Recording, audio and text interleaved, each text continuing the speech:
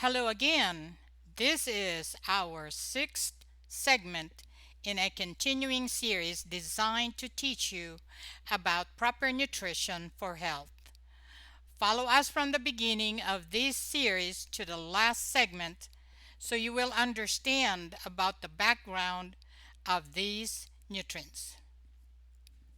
Remember, all macronutrients provide calories.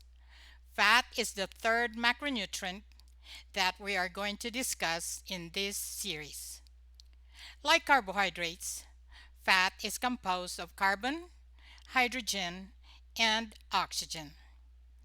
Fat is the slowest source of energy from food because its digestion rate is so slow.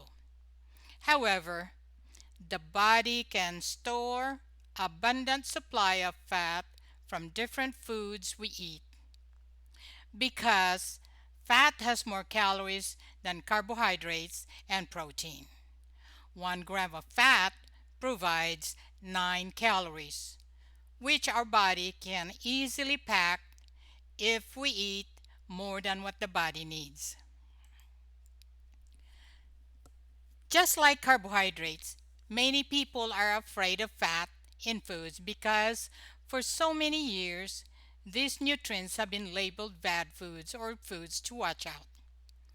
Fat is also a good nutrient because it has important functions in the body. It is when we eat too much or too little fat that creates health problems. Fats are complex molecules made up of fatty acids and glycerol. That's family of lipids. So fats are called lipids. The lipid family includes triglycerides, that's fats and oils, phospholipids, and sterols. All of them are important to nutrition. Fats in the body or in the food are mostly triglycerides. Remember that surplus calories from carbohydrates and protein end up as triglyceride in the body, just the same way as fats do. However, they are processed differently. So if you have watched our previous two macronutrient video illustrations, it explained how the liver converts surplus of glycogen, that's extra calories from food, into fats in the form of triglycerides. Fat is also an important nutrient in the body because its primary function is to produce materials to make cell membranes and carry fat-soluble vitamins to work. We will talk about vitamins in another video. So, without fat, we could not become a human body. Remember, in our first segments, we discussed that the human body is made up of trillions of cells. That's with a big T. So how are these cells going to be made if fat is not available? Other functions of fat include they play an important role in the body's growth, development, and maintenance. They protect the body's organs such as the kidneys from shock and trauma. They insulate the body to maintain temperature. In the diet, fats can easily provide with the feeling of fullness, and fat gives flavor to foods. Fat digestion is also as complicated as protein digestion. Of all the foods we eat, fat is the macronutrient that creates so much challenge to the body in digesting, absorbing, and transport. It's because fats are hydrophobic, meaning they separate from the watery fluids in the gastrointestinal tract or the GI tract. The problem is that the enzymes that digest fats are hydrophilic, meaning they are water friendly. So the goal to dismantle the large fat molecules into smaller ones cannot be completely done in the stomach. Most of the digestion is taking place in the small intestine, where fat gets a lot of help from the gallbladder, bile, and the pancreas to do the major tasks. The liver then works on the lipoproteins. These are the three kinds of cholesterol: the good, the bad, and the ugly. The good being the HDL, the bad LDL, and the ugly VLDL. Then they are processed and allocated in the body accordingly. The only difference is that they depend on the type of food or fats that we eat and how much we eat. There are two classifications of fats. Number one is saturated fats. Saturated fats are fats that remain solid at room temperature because they are hydrogenated in nature.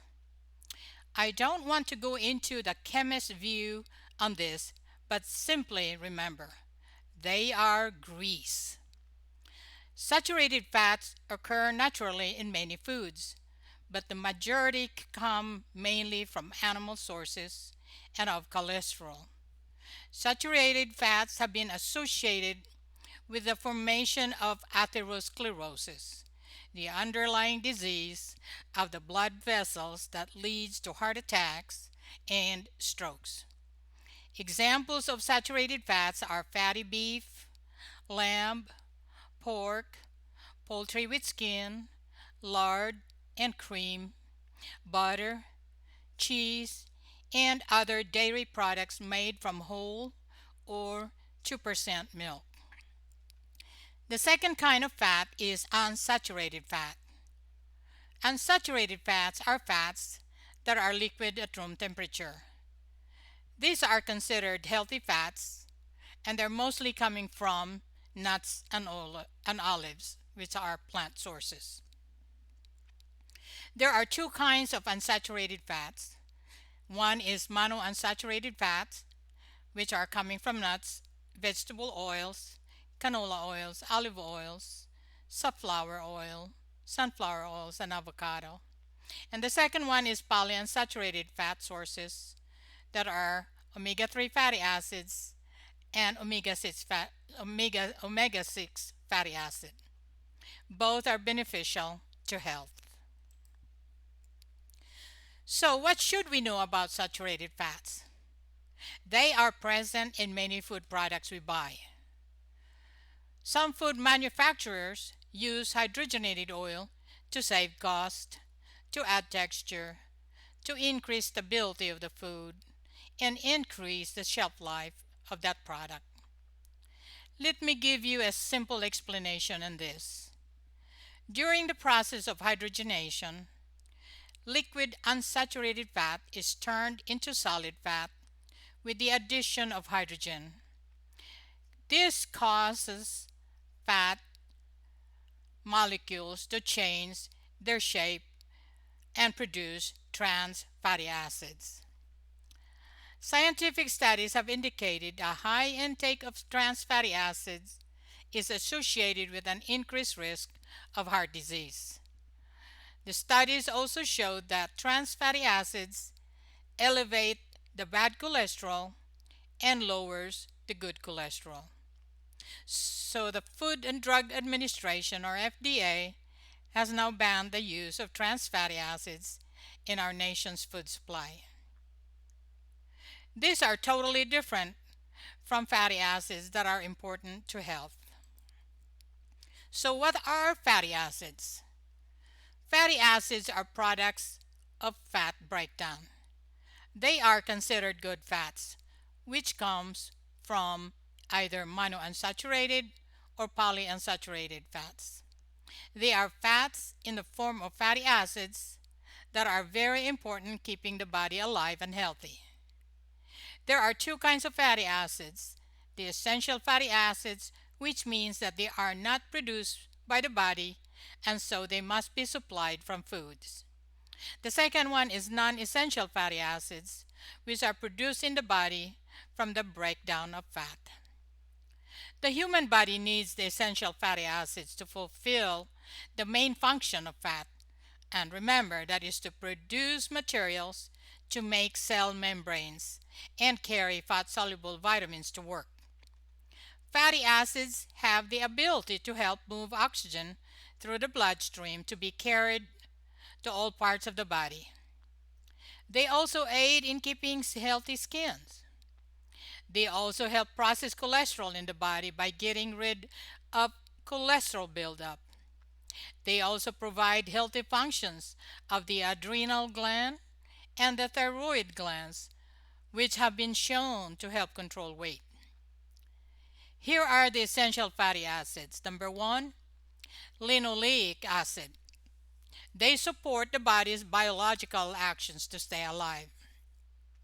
They come from vegetable oils, sunflower, soybean, or safflower, and from vegetables, wheat germ, rice bran, or brown rice. The next one is linolenic acid. Several research have indicated that this fatty acid help lower the risk of cardiovascular disease, such as stroke and heart attack.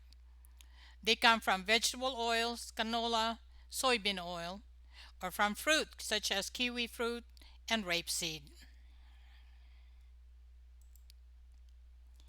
Arachidonic fatty acid is omega-6 fatty acid formed in the body from another fatty acid called linoleic, supplied from vegetables and oils, and eicosapentaenoic acid. They're also found in the body cell's membranes. They're abundant in the muscles and brain. They are important for repair and growth of skeletal muscle tissue. Eicosapentaenoic acid is an omega-3 fatty acid. Research studies have also reported that this fatty acid benefits mental health. They come from fish oils, cod liver oils, herring, mackerel, salmon, sardine, breast milk, and more. The next one is decasohexanoic acid. It's an omega-3 fatty acid. Research studies have also reported that this fatty acid helps lower triglycerides, that's fats in the blood, and good for cardiovascular health to prevent the risk of heart attack and stroke. Now that you have learned about fats, let me give you several nutritious tips. Number one, avoid foods that are saturated fats in nature, or those that contain saturated fats such as pork fats, greasy foods, hydrogenated oils or shortenings, and even partially hydrogenated margarine. Tip number two, read the labels or food labels very carefully. Some products claim no trans fats in the food, but partially hydrogenated oil may be present in the ingredient list. So it is so important to read labels and watch for the word hydrogenated. And if present in ingredient list, avoid them because even partially hydrogenated oil contains trans fats. Number three, use vegetable oil. Choose plant-based oil or vegetable oil like canola oil, olive oil, avocado, safflower oil, and avoid using shortenings or margarine for cooking. If you use olive oil for cooking, make sure you choose the one for cooking, not for salads. I highly recommend to bake, broil, or grill instead of frying. But if you must fry, try to limit just once a month to reduce the risk of cardiovascular disease. Number four, choose fresh or home-cooked foods. Avoid prepackaged food because prepackaged food items have partially hydrogenated oil as food preservatives. The bottom line is focus on eating a balanced meal. Look at the example on my plate guide. A meal doesn't have to be a plate full of food. Even just a tuna sandwich packed with low-fat mayonnaise, lettuce and tomatoes, and a fruit serving of a handful of grapes is a balanced meal. Choose fresh fruits and vegetables. Choose whole grains such as wheat and barley. Use lean proteins such as lean meats and chicken and fish. Have yogurt and low-fat milk and cheese for your calcium sources. Snacks are also important for your daily diet as they prevent low blood sugar levels. But most of the pre-packed snacks options contain partially hydrogenated oil. So pack your own carrot sticks, carry some fresh fruits, mix nuts, or make peanut butter instead of pre-packed foods. Thank you again, and stay tuned for our next videos about vitamins and minerals and their importance to health. Once we are finished with the illustrations of these nutrients, live video presentations will follow. Again, thank you so much.